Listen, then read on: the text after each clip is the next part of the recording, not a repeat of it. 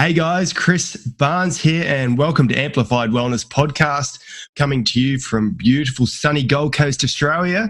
Today, my guest is a fellow Aussie. He's a former ESPN Sports Centre anchor and the co-founder of Swanwick Sleep. I'd like to welcome James Swanwick. How you doing, mate? Chris, I'm well, thank you. Thank you so much for having me.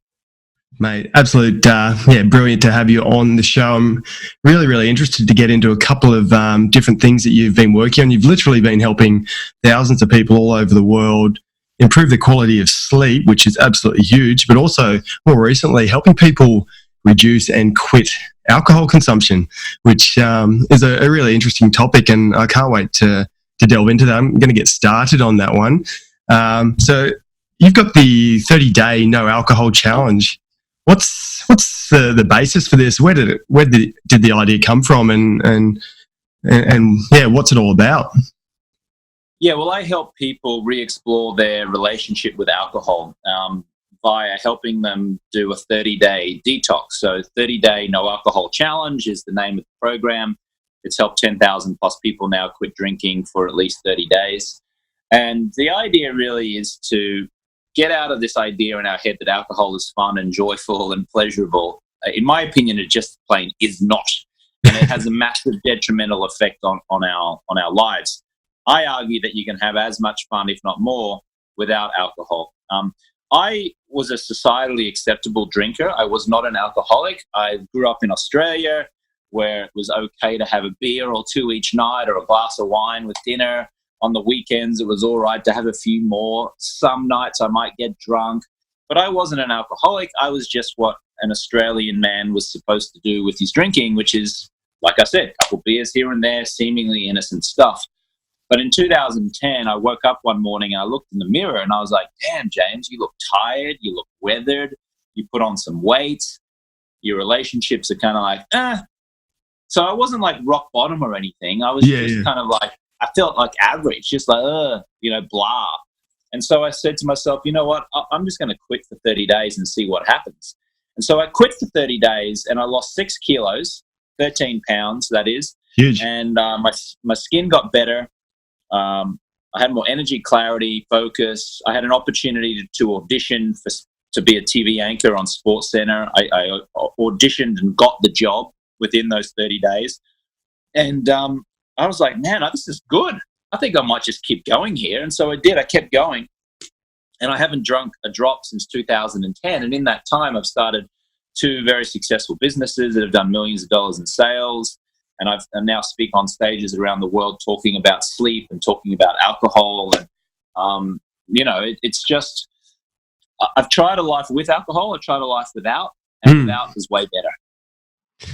It's incredible because I think you mentioned, like, from a societal perspective, it's something that we grow up in. I grew up in semi-professional sport, and just the culture around that from a very young age right up until adulthood, it's like a customary thing. Like you play sport, you go and you hit the beers, the drinks, you go out and have a massive night. So from a young age, like, that's kind of what we're conditioned to do. How have you found like the people adopting this program? What are some of the changes that they're experiencing by removing alcohol? Greater clarity, greater focus, better sleep, losing weight, better looking. Just a warning, you do get better looking when you quit alcohol. Because when you stop drinking, the toxins in your face start showing up in your face. So you start to look the way that nature intended you to look. So people who have been getting promotions at work, they've been quitting jobs, starting businesses. Other people have been growing businesses, more patient, less irritable, more connection, fitter, energy. I mean, it goes on. And unfortunately, we live in this society now where we've been conditioned into believing that drinking any form of alcohol is okay and normal. Let me give you an example. Last night I went to dinner. I'm in Thailand. I went to dinner, sat down at this very fancy restaurant with a beautiful view over as the sun was setting. And the first thing that happened when we sat down was the smiling assassin, I call her, is like this waitress comes over with this beautiful big smile. And it's like, oh, here you go, some complimentary glasses of champagne for you. And here you go. I was looking at this going, wow. And she has such a beautiful smile on her face as she gave me this poison, which is what it is. And I was like, oh, no, thank you. I'm okay. And she's looking at me like shocked. She's like, oh, no drinking. I'm like, no, thank you. I'll just take water. That'd be great. Oh, okay. And it's almost like I needed to apologize for not drinking it. So that's just the societal conditioning is just rampant. And, but once we wake up to it, it's kind of like that. I don't know if you ever watched the Matrix movies. It's kind of like, seen them all, mate. Great. Yeah, you want the blue pill or the red pill. It's kind of like if you take one of the pills, you'll realize that we're in a matrix. Yeah. And then the other one, you'll just stay numb and you won't realize what's actually going on. It's kind of like that. It's there's a societal trend happening, and people are wakening up now and seeing like, wow, this alcohol is really just a piece of crap. I'm sure there's listeners can attest to this, the million times they've thrown out, I'm never drinking again after having a massive bender of a night, only to, like, in a month's time or a week's time, they get back on the horse and start drinking again. Do you find that change is really difficult for people that have a lifelong habitual habit to drinking, or do they have to hit rock bottom before they start to remove it? Well, I have two programs. One of them is 30-Day No Alcohol Challenge, and the other one is named Project 90. And Project 90 is really for businesses, entrepreneurs, business owners, top-level professionals. Most of the people who join 30-Day No Alcohol Challenge, I find, tend to be in their 30s and 40s. And most of the people who join Project 90 tend to be in their 40s, 50s, and 60s. Now, the reason why I say that is this. It's like when you're young and you're in your teens or in your 20s, you're like, life's ahead of me. I don't care. I'm just going to drink now or party now or sleep when I'm dead. And those visible signs of aging are not there yet because you're young. You're just energetic. You can go out and get drunk and wake up in the morning and feel like crap, but then just be okay again in the afternoon and just go again. You know what I mean? Yeah, but then what happens is that you get into your 30s, you get into your 40s and 50s and 60s, and the rock bottom doesn't necessarily mean one big night when you get drunk and say something stupid. The rock bottom can be the culmination of 20 years of consistently just drinking one or two seemingly innocent drinks a night, where all of a sudden you wake up, you're 40, you're 50, you're 60, and you go, where did this beer belly come from? Where did this aging come from? Why am I so miserable? Why am I needing that drink at the end of the day just to be able to connect to my wife or my husband or my kids? And so, people who do 30-Day No Alcohol Challenge, you ask me, do people hit rock bottom? Some people do, yeah. Some people hit rock bottom, but rock bottom is different for many for people. Rock bottom for one person might be they got drunk, they said the wrong thing, they did something stupid, they got a DUI, they crashed their car, they got fired. That's rock bottom. But and rock bottom for someone else might be, I'm just consistently unhappy. I'm not getting drunk, but I'm just consistently unhappy and I've had enough. That could be a rock bottom for someone. There's different spectrums. Yeah, really good point. I read recently in a book on why we sleep by a sleep researcher that even one drink of alcohol in the evening severely disrupts your REM sleep and your ability to get that deep restorative sleep. Like, that's huge because there's so many people that would be going every single night smacking 1, 2, 3, a bottle of wine, going to bed thinking they're getting restful sleep, but not actually getting that rejuvenating sleep. You must know a lot about that with the company. Yeah.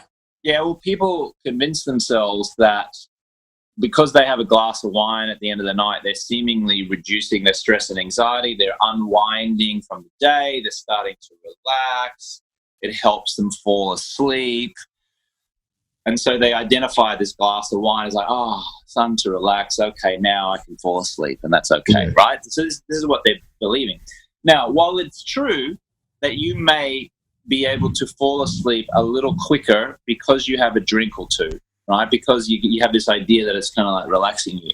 The truth is that the quality of your sleep is going to be severely compromised, because now your body is trying to break down the poison that you've just put into it, which means now you do not spend as much time in that deep REM restorative sleep phase, which is why people can drink, still sleep 7 or 8 hours, not toss and turn in the night, but yet wake up still feeling tired. And then it's like, well, hang on, I slept 7 or 8 hours. I don't get it. Well, I get it. It's because you poured some attractively packaged poison down your throat before you went to sleep, and you didn't spend as much time in that deeper REM restorative sleep phase. Yeah. So wake up is the harsh way of me saying it. I mean, I can be empathetic here, or I can be kind of like a little bit mean, or not mean, but just like forceful. Wake the F up. It's like, if you really believe that having a glass of wine at night is helping you relax, you are sadly mistaken. It is keeping you stressed and anxious. When you have that wine, yes, it creates this temporary illusionary feeling of pleasure, but it's not really pleasure. It's just you satisfying your cravings for alcohol. It's just you satisfying your withdrawal from alcohol from the night before. So you mistake this feeling for like pleasure, but really it's just relieving you of your like withdrawal and your craving for the alcohol. It's keeping you stuck in a vicious cycle. Wake up. I've been in and around the health and wellness industry for some time now, especially as a gym owner. Often when we've had health and wellness challenges, there's been kind of periods where we've asked people to reduce or remove alcohol, and they've just gasped in fear. What simple strategies would you recommend for people to either reduce or eradicate alcohol for that 30 days or 90 days? Are there a couple of simple things they can start to do? Or just go cold turkey? Well, look, I have a formula. I call it the alcohol freedom formula for quitting for at least 30 days and possibly the rest of your life. And if you want to actually be held to that formula and like be held accountable, then I would just encourage you, go to 30-day no alcohol challenge, enroll there and do it there. Because what I have found is this: appropriate accountability is huge. And what that means is that it's not just saying, I'm going to quit for 30 days and telling your mum or your boyfriend or your girlfriend or your husband or your dad or whatever that you're doing it. It's getting in a group of like-minded people who are also quitting for 30 days. And there's a New York Times best-selling book called Habit by Charles C. Duhigg, and he says change occurs amongst other people. So if you try to just do it on your own with brute willpower, you will likely fail. If you do it in a group of other people who are also quitting, change becomes possible and change becomes probable. So first things first is that if you are going to attempt this, do it in a group. I've created a group, a community at 30-day no alcohol challenge. I suggest you enroll there. But if you're not going to do that and you still are going to try and do it on your own, at the very least, get a group of friends together to do this and hold yourselves accountable. A couple of other things: remove alcohol from your home. If you see it, you will think about it. And if you think about it, you will increase the likelihood of drinking it. So if you have a liquor cabinet, get rid of it. If you have beer in the fridge, get rid of it, give it away. Replace those visual cues with signs of vibrance and color. So buy yourself a bouquet of flowers. Yes, even you guys, buy yourself a bouquet of flowers and stick it on your kitchen table. And when you come home each day, you'll see those flowers, and it will remind you of color and vibrance, and scent and energy. Change the water in the vase every day and use the water as a symbol for your own life. It reminds you to get some of this and drink more water. Buy yourself some attractively packaged water like Perrier or Pellegrino and stick it in the fridge. I like to drink out of glass mason jars. Yep. I'm pretty nomadic, so I rarely have a permanent home. But on those times where I do have a permanent home, I buy glass mason jars from the supermarket. They're like $2 or $3 each. They have a big wide rim at the top. So rather than drinking out of like a plastic bottle of water with this small little thing, you can only drink so much. If you drink out of a big wide mason jar with a big wide open mouth, you tend to drink more, like tend to take bigger gulps. You're drinking more water. You've got more energy and focus because of that water. So And then it it comes down to how do you handle social situations, because a lot of people are like, oh, I can't go out, I'm getting invited to dinner parties, or my friends are inviting me out to the bar, or I've got clients to entertain. If you say to people, oh, I'm not drinking, I'm taking a break, and you're all kind of like doom and gloom about it, then of course you are now telling yourself and telling your social group that drinking is fun, and you're depriving yourself of something fun by choosing to not drink. And so, of course, you're going to be carrying this heavy negative energy around with you. But if you say, oh, no, I'm not drinking at the moment, I'm taking a break, it feels pretty good, I've lost some weight, and I'm going to get drunk on this water tonight, watch me dance, and I'm going to go crazy. And you bring that lighthearted, positive energy to the situation. Now people realize, oh, you're not depriving yourself of fun. You're now telling yourself you're not depriving yourself of fun. And now you can just socialize with people as they're drinking their attractively packaged poison, and you're drinking your beautiful, crisp, ice-cold water or soda water, ice and a piece of lime, hydrating yourself, making yourself better looking, getting ready to prepare for a great night's sleep so you can wake up the next morning and seize the day. And guess what? Everyone's having fun. No one's missing out on anything. No one's depriving themselves of anything. And life just goes on. Yeah, you make a really good point about the type of language that we use, because like people are so guilty of that, just creating like an internal stressor while they're trying to do something positive. I think it's a really valid point about using the appropriate language and not creating a negative connotation to something positive that you're trying to do. With the challenge, how do people go about registering for that? Is it ongoing? Can they just do that at any time, or is there a specific intake? Yeah, people can do it at any time. If you go to 30daynoalcoholchallenge.com and you can enroll, it's like $67 US. So if you're in Australia, it's like $100 just to do it. And the reason why some people say like, oh, it should be free. Why isn't it free? Why are you charging? Why should I have to pay to quit drinking? And well, here's the thing. You can do it for free, but will you succeed? And the answer mostly is not. When you get something for free, you don't value it. When you pay attention. And part of the accountability that I was talking about is you having skin in the game. Part of the alcohol freedom formula is skin in the game. So you have to put something in order for you to stay focused and motivated to stay the course. Because if you just say, oh, I'm just going to do this, and there's no skin in the game, that you may succeed. But in my experience of having done this for 5 years, most people, in fact, 95% plus of people fail. The moment that you pay attention, the moment you have skin in the game, the moment you have accountability of a group of people, change becomes possible. Not only that, it becomes probable. So, listen, you're already spending hundreds of dollars every month on alcohol. And guess what? You're already missing out on tens of thousands of dollars of lost income because of alcohol. And you know why? I'll tell you why. Because if you have a job and you're watching or listening to this right now and you make 50 grand a year and you're only performing at a 6 or a 7 out of 10 at work because of your drinking, then guess what? You're not getting promoted. You're not going to, rise up the corporate ladder as quickly or at all, which can give you an increase in your salary. If you have a business and your business generates $100,000 a year and you're operating at a 6 and a 7 out of 10 because you're tired and irritable because of your drinking, you're leaving tens of thousands of dollars on the table. Because if you were operating at a 9 out of 10, you might do another deal, make another call, do another joint venture, something that moves the needle in your business. So because you're just like blah, because of your drinking, you're not being as productive in your business.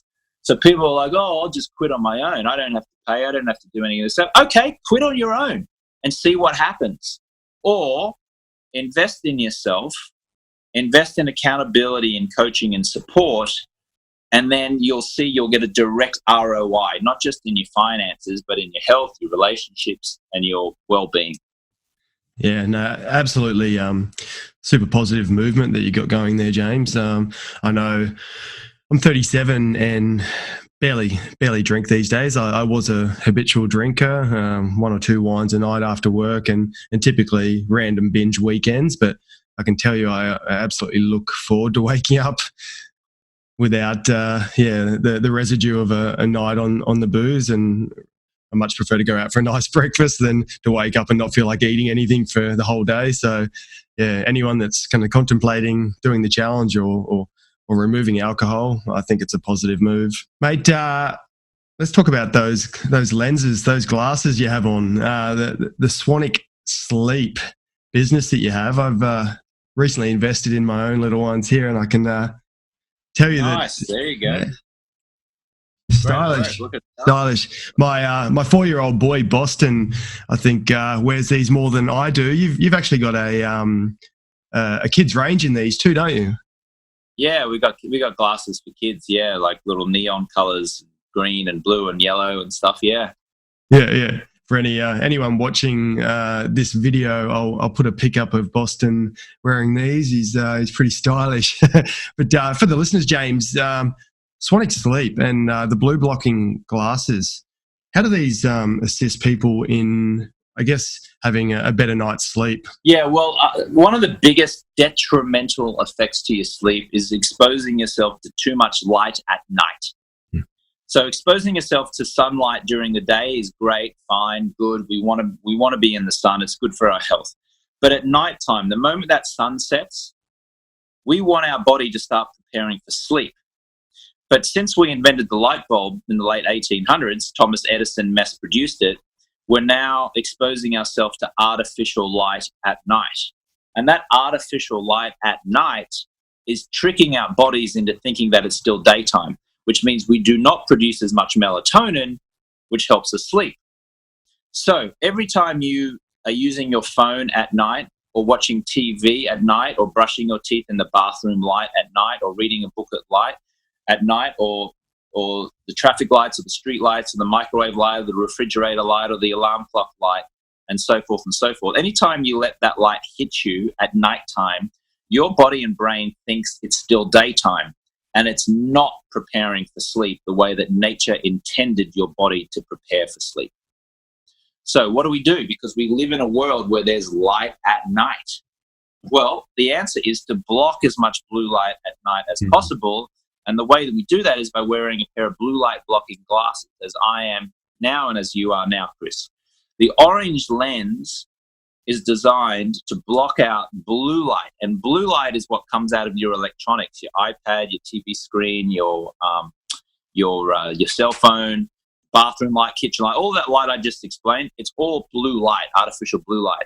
So blue is the opposite of orange. Orange is the opposite of blue. Blue cannot penetrate an orange lens. Therefore, you are protecting your eyes from that blue light. Therefore, your body is going, oh, okay, got it. It's nighttime. Yeah. The flow of melatonin flows the way nature intended it to flow, and then just before bed or just before you fall asleep, rather, you turn off the light, you remove the glasses, you roll over, and you go to sleep.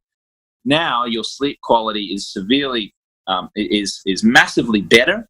You fall asleep quicker, you sleep deeper, and then you wake up feeling the way that nature always intended you to wake up, feeling great, and not necessarily like jumping out of bed.